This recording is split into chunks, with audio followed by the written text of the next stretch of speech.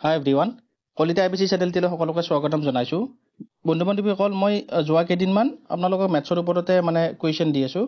চ' আজি কেইটামান কুৱেশ্যন লৈছোঁ বহুত ইম্পৰ্টেণ্ট কুৱেশ্যন হয় মেথছ প্লাছ ৰিজনিং দুটা মিলাই পেলাই লৈছোঁ আপোনালোকে চাব ভিডিঅ'টো ষ্টাৰ্টিঙৰ পৰা শেষলৈকে ইয়াতে প্ৰথম কুৱেশ্যনটো দিছে এনেকৈ কোনো এটা বস্তুৰ লিখা দাম 650 টকা আৰু বিক্ৰী দাম 520 টকা হ'লে ৰেহাই পাৰ্চেণ্টেজ কিমান হ'ব আমাক কি দিছে ইয়াতে আমাক দিছে লিখা দাম লিখা দামটো আমি এমআৰপি বুলি ধৰি ল'ব পাৰোঁ এমআৰপি আমাক দিছে 650 টকা আকৌ বিক্ৰী দাম সেল প্ৰাইচ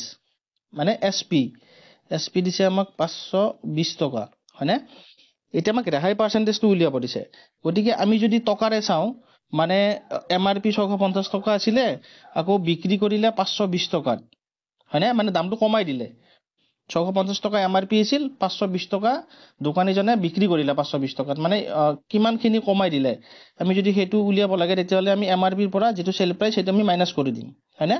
মাইনাস কৰিলে আমি কিমান পাম 0 5 2 গলে 3 আকৌ 4 5 গলে 1 130 টকা দোকানীজনে ৰেহাই দিলে হয়নে এতিয়া আমাক এই ৰেহাইৰ পাৰ্চেন্টেজটো আমি উলিয়াব লাগে কিমান পাৰ্চেন্ট ৰেহাই দিলে গতিকে ৰেহাই পাৰ্চেন্টেজ যদি আমি উলিয়াও আমি কেনেকৈ উলিয়াম যেনেকৈ আমি প্ৰফিট আৰু লছ পাৰ্চেন্টেজ উলিয়াও সেম তেনেকৈ উলিয়াব লাগিব ওপৰত থাকিব আপোনাৰ ৰেহাই পাৰ্চেন্টেজ উলিয়াব লাগিলে ওপৰত থাকিব ৰেহাইটো ৰেহাই তলত থাকিব আপোনাৰ ইয়াতে যেটো এমআৰপি হয়নে এমআৰপিটো থাকিব আকৌ আমি ইয়াক 100 ৰে মাল্টিপ্লাই কৰি দিম গতিকে আমি পাৰ্চেন্টেজ উলিয়াম এতিয়া যদি আমি ক্যালকুলেশনটো কৰো কিমান পাম ৰেহাই কিমান দিলে 130 টকা দিলে আকৌ এমআৰপি কিমান 650 টকা এইটো হয়নে 650 আমি যদি এটো 100 ৰে মাল্টিপ্লাই কৰো এতিয়া যদি আমি এটো কাটাকাটি কৰি দিও এই 0 কাটিলো নেক্সট ইয়াতে কাটিম আমি 13 ৰে 65 কিমান বাৰ 5 বাৰ হয়নে 13 5 গুণ 65 দেন আমি 5 ৰে 100 কাটিম 20 বাৰ 20% এই যেটো অপচন সিট দিছে আমাক ধৰিব পাৰিছে না আপোনালোকে 650 টকা এমআৰপি আছিল আকৌ বিক্ৰী কৰিলে 520 টকাত কিমান টকা কমাই দিলে দোকানীজনে 130 টকা কমাই দিলে হয়নে কনজুমাৰ জনক গতিকে এই 130 20% হয় এমআৰপি যেটো লিখা দাম হেতুৰ ওপৰত আমি 130 টকা কমাই দিওঁতে 20% ৰেহাই পালো ডিসকাউন্ট পালো আশা কৰিছো ধৰিব পাৰিছে আপোনালোকে প্ৰেক্টিস কৰিব আপোনালোকে এনেকুৱা ধৰণৰ কুৱেশ্যন বিলাক বহুত ইম্পৰ্টেন্ট হয় এবাৰ আমি ইয়াৰ পিছৰ কুৱেশ্যনটো আগবাঢ়িছো ইয়াৰ পিছৰ কুৱেশ্যনটো তেনেকৈ দিছে আমাক 30% ৰেহাই দিয়াৰ পিছত এটা বস্তু দোকানীজনে বিক্ৰী কৰি 280 টকা পালে এতিয়া বস্তুটোৰ কিনা দাম কিমান আমাক উলিয়াব দিছে 30% ৰেহাই দিয়াৰ পিছত এটা বস্তু বিক্ৰী কৰি দোকানীজনে 280 টকা পালে বস্তুটোৰ কিনা দাম কিমান গতিকে বস্তুটো যেটো কিনা দাম সিপি যিমানে দাম নহওক আমি বস্তুটোৰ কিনা দামটো নাজানো বস্তুটো যিমানে দাম নহওক সেই দামটোত কিন্তু সেই বস্তুটো 100% হয় হয়নে যেটো দাম কিনি আনিলে লাভ লোকসানটো কিহৰ ওপৰত নিৰ্ভৰ কৰে কিনা দামটোৰ ওপৰত মই কিমানত কিনি আনিলো যদি মোৰ কিনা দামটো যদি মোৰ বিক্ৰী দামতকে কম হয় সাপোজ মই কিবা এটা বস্তু কিনি আনিলো তাক বেছিত বেচিলো মোৰ লাভ হ'ব আকৌ যদি মই বেচা দামটো যদি কিনা দামতকে কম হয় মোৰ লোকসান হ'ব গতিকে লাভ আৰু লোকসানটো সদায় কিনা দামৰ ওপৰত হয় কিনা দামটো আমি 100% বুলি ধৰি ললো এতিয়া ৰেহাই দিলে কিমান পাৰ্চেন্ট 30% ৰেহাই দি ফেলে 280 টকা পালে গ্ৰাহকজনে কিমান টকা দিব কোনো এটা বস্তু 30% ৰেহাই দিলে 30% ৰেহাই দিলে গ্ৰাহকজনে কিমান টকা দিব 70% দিব 30% যেতিয়া ৰেহাই দিলে হয়নে 30% ৰেহাই দিওঁতে গ্ৰাহকজনে কিমান দিব 70% বা দোকানীজনে 70% পাব কিন্তু দোকানীজনে 70% পাব বা দোকানীজনে যেটো এমাউন্ট পালে ইয়াতে 280 টকা পালে যেটো এই 280 টকাটো এই 70% ৰ সমান ধৰিব পাৰিছে না আপোনালোকে বস্তুটো যেটো কিনা দাম সেইটো 100% হয় হয়নে সেই তাৰ ওপৰত কি কৰিলে 30% এইটো যেটো ৰেহাই দিলে ডিসকাউন্ট দিলে 30% ডিসকাউন্ট দিয়াৰ পিছত 70% দোকানীজনে পাব দোকানীজনে পালে 280 টকা যেটো 70% হয় সেইটো 280 টকাৰ সমান হয়নে এতিয়া যদি আমি 100% উলিয়াব লাগে 100% কি যেটো কষ্ট প্ৰাইস বা যেটো কিনা দাম হেতুটো 100% আমি যদি হেতু উলিয়াব লাগে আমি কি কৰিব লাগিব আমি 280 টোক 70 ৰে যদি আমি ডিভাইড কৰি দিও তেতিয়াহলে আমি 1% পাম আকৌ যিগতিকে 100% উলিয়াম আমি 100% উলিয়াম আমি কি কৰিম ইয়াক 100 ৰে মাল্টিপ্লাই কৰি দিম ধৰিব পাৰিছানে 280 ক আমি 70 ৰে যদি ডিভাইড কৰি দিওঁ ইয়াতে মানে 70% ইকুৱেল 280 1% উলিয়াব লাগিলে আমি এইখিনি পাম আকৌ আমি যিগতিকে 100% উলিয়াম 100 ৰে মাল্টিপ্লাই কৰি দিলো আমি যদি এতিয়া এইটো কাটাকাটি কৰো কিমান পাম এই 0 কাটাকাটি গল 7 ৰে 28ত গল 4 বাৰ হয়নে এইফালে 4 * 100 কিমান 400 মানে কিমান টকাত কিনি আনিছিল বস্তুটো বা বস্তুটোৰ কিমান 400 টকা এই যেটো আমাৰ অপচন ডি দিছে এটা আপোনালোকে যদি কৰি চাই মই দেখাই আছো আপোনালোকক মানে বস্তুটো এনেকুৱা দোকানীজনে 400 টকাত আমি 400 টকা পালো 400 টকাত কিবা এটা বস্তু কিনি আনিলে আনাৰ পিছত ডিসকাউন্ট দিলে 30% হয়নে আমি যদি 400 টকা 30% উলিয়াও কিমান পাম 30% যদি উলিয়াও এইটো কাটাকাটি গল দেন কিমান থাকিল 4 আৰু 30 থাকিল মানে 7 3 * 12 120 টকা 30% মানে 120 টকা হয়নে গটিকে এতিয়া যদি আমি মানে কিমান টকা পালে 280 টকা পালে 400 টকাৰ পৰা যদি 180 টকাটো মাইনাস কৰি দিও এই 400 ৰ পৰা 180 টো আমি কিমান পাম 280 পাম 30% টো ডিসকাউন্ট মাইনাস কৰিলে 280 টকা পালো তাৰ মানে আমি যেটো आंसर পালো 400 টকা এটো তাৰ মানে আমাৰ শুদ্ধ आंसर হয়নে যিগতিকে আমাৰ মিলি গৈছে সো আশা কৰিছো ধৰিব পাৰিছে আপোনালোকে কোৱেশ্চনৰ ধৰণবিলাক চাব আপোনাক বিভিন্ন ধৰণত কোৱেশ্চন বিলাক দিব প্লাস আপোনালোকে ভিডিওতে আপোনাৰ দুবাৰ চাব যাতে আপোনাৰ কনসেপ্টটো ক্লিয়াৰ হয় সো এবাৰ আমি ইয়াৰ পিছৰ কোৱেশ্চনটোলৈ আগবাঢ়িছো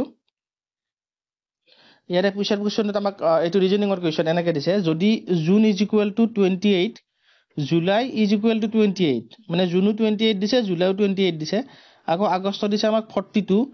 দেন আমাক মে কিমান হ'ব উলিয়াব দিছে মানে এই জুনটো যিকিটা দিছে আমি জুন দিছে কিমান 28 আকৌ দিছে আমাক জুলাই 28 আকৌ দিছে আগষ্ট AUGUST আগষ্ট দিছে আমাক 42 মানে এই জুনটো আমি এনেকুৱা কি কৰিম যদি আমি 28 পাম সেই সেম ইয়াক মানে এই যিকিটা দিছে এইকেইটাক আমি জি কৰিলে 28 পাম সেই সেম টেকনিক আমি এইটোটো হটুৱাব লাগিব আকৌ এই আগষ্টটো আমি সেই একে সেম টেকনিক খটাই 42 পাব লাগিব আকৌ সেই সেম টেকনিক খটাই আমি যেটো মে উলিয়াব দিছে সেই आंसरটো আমি তেনে ধৰণতে উলিয়াব লাগিব তেতিয়া আমাৰ आंसरটো শুদ্ধ হ'ব গতিকে আমি যদি এটা মন কৰো আমি যদি অ্যালফাবেটিক্যালি চাও আমাৰ आंसरটো কিন্তু নোলায় গতিকে আমি বিভিন্ন ধৰণত চাও কাৰণ যিগতিকে ৰিজনিং কোৱেশ্চন হয় আপোনাক এটা ৰিজন দিব মানে কিবা এটা ৰিজন দি ফেলে তেনেকৈ লিখিছে আমি যদি এটা ভালদৰে মন কৰো এই জুনটোত আমি কেইটা লেটাৰ পাম 1 2 3 4 চাৰিটা পাম মানে 4 = 28 জুলাইটোত কেইটা পাম এটাও চাৰিটা 4 = 28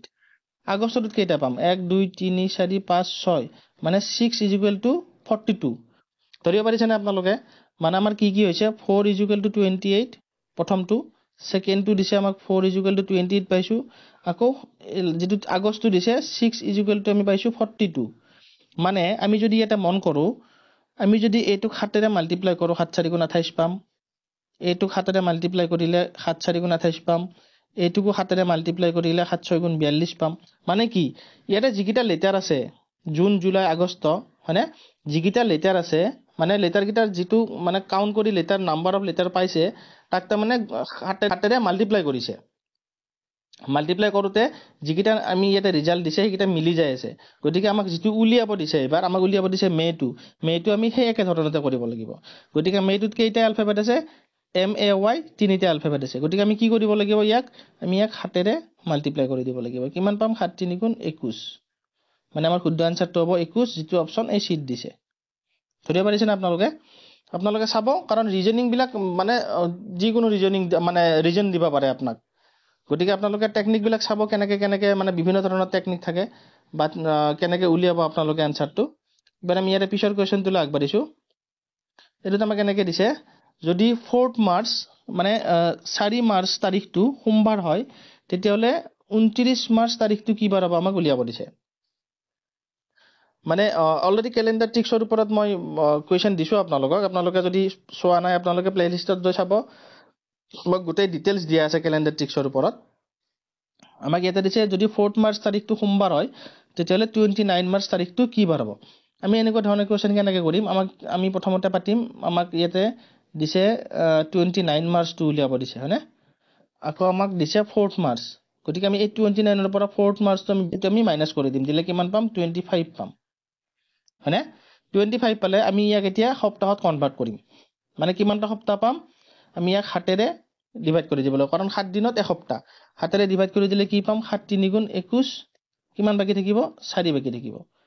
এই যেটো বাকি থাকিব সেইটোই আমাৰ आंसर মানে আমি কি কৰিম এই যেটো আমাক দিয়া আছে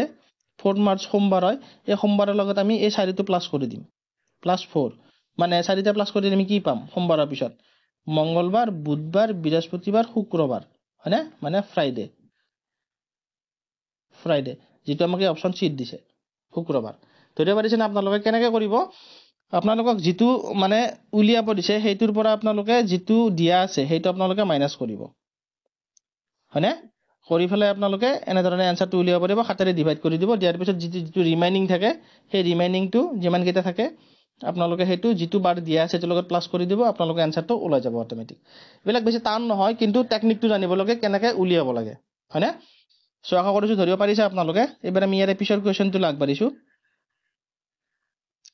পিছৰ কোৱেশ্চনটো দিছে এনেকে যদি MASTER মাস্টাৰ শব্দটো SERTMA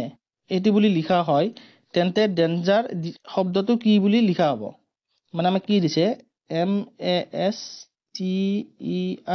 মাস্টাৰ শব্দটো কি বুলি লিখিছে SERTMA গতিকে আমাক উলিয়াব দিছে ডেঞ্জাৰ শব্দটো মানে ইয়াতে কিবা এটা কোড ব্যৱহাৰ কৰিছে এই যে মাস্টাৰটো লিখিছে এনেকে SERTMA ইয়াতে এটা কোড আছে সেই কোডটো ব্যৱহাৰ কৰি ফলে তেনেকে লিখিছে সেই সেম কোডটো ব্যৱহাৰ কৰি আমি ডেঞ্জাৰটো আমি যদি ইয়াতে ব্যৱহাৰ কৰো আমাৰ आंसरটো অটোমেটিক ওলাই যাব মানে আমি এনেকে চাব পাৰো মানে এই মাস্টাৰটোৰ প্ৰথম এলফাবেট হল M হয়নে 2 নম্বৰ A আছে গতিকে আমি যদি তেনেকে কৰিব যাও আমাক বহুত টাইম লাগিব কাৰণ MA লাষ্টত MA হয়নে নেক্সট ইয়াতে SERT মানে আপোনালোকে যদি এনেকে চাই যে ইয়াতে 3 নম্বৰ লেটাৰটো ইয়াতে 1 নম্বৰত আনিছে 4 নম্বৰ লেটাৰটো আকৌ 4 নম্বৰত ৰাখিছে টো কৰি ৰাখিছে তেনেকৈ উলিয়াব পাৰে কিন্তু মই তাতকে আপোনালোকক আৰু এটা সহজ টেকনিক দেখাই আছো আপোনালোকে অতি সহজতে উলিয়াব পাৰিব আপোনালোকে চাই থাকিব আপোনালোকে যদি নাম্বাৰিং কৰি লয় মানে কেনেকে এই মাস্টাৰ যেটো দিছে আপোনালোকে নাম্বাৰিং কৰি লব 1 2 3 4 5 6 এনেকে কৰি ললে আপোনাৰ অতি সহজতে आंसरটো কম সময়ৰ ভিতৰত ওলাব এটা আমি কি কৰিম এই যেটো মাস্টাৰত আমি নাম্বাৰিং কৰিলো 1 পৰা 6 লৈকে যি গতিকে মানে ইয়াতে 6টা এলফাবেট আছে আমি এতিয়া কি কৰিম এই যেটো S এই যেটো আমাক উলিয়াই দেখাইছে সেই কেইটা নম্বৰ আমি এনেকে ধৰণতে নাম্বাৰিং কৰিম মানে S টো কেই নম্বৰত আছে ইয়াৰে S টো আছে 3 নম্বৰত হয়নে MAS এটো 3 নম্বৰত পাইছো আমি গতিকে আমি S টো প্ৰথমতে আমি এটা 3 লিখিম নেক্সট E টো কেই নম্বৰত আছে 5 নম্বৰত আমি 5 নম্বৰটো লিখিম নেক্সট R টো আছে 6 নম্বৰত আমি 6 নম্বৰটো লিখিম নেক্সট T টো আছে 4 নম্বৰ আমি 4 নম্বৰ লিখিম নেক্সট M টো আছে 1 নম্বৰত 1 নম্বৰ লিখিম A টো আছে 2 নম্বৰত আমি এটা 2 নম্বৰ লিখিম মানে 356412 এটো হল কোড ধৰিব পাৰিছেনে আপোনালোকে এটা এই সেম কোডটো ব্যৱহাৰ কৰি মানে আমি যদি ডেঞ্জাৰটো যদি ইউজ কৰো আমাৰ आंसरটো অটোমেটিক ওলাই আহিব মানে আমি যদি ডেঞ্জাৰটো উলিয়াব লাগে DANGER ডেঞ্জাৰ হয়নে আমি এটা কি কৰিম আমি এইটোকো এনেকে নাম্বাৰিং কৰি লম 1 2 3 4 5 6 আপোনালোকে চাব মই হয়তো দেখাওঁতে টাইম লাগিব পাৰে কিন্তু আপোনালোকে যেতিয়া প্ৰেক্টিস কৰিব এক্সামৰ টাইমত এনেকৈ ধৰণত কৰিলে আপোনাৰ অতি সহজতে आंसरটো মানে ওলাই আহিব আকৌ আপোনালোকৰ ভুল নহয় এনেকে কৰিলে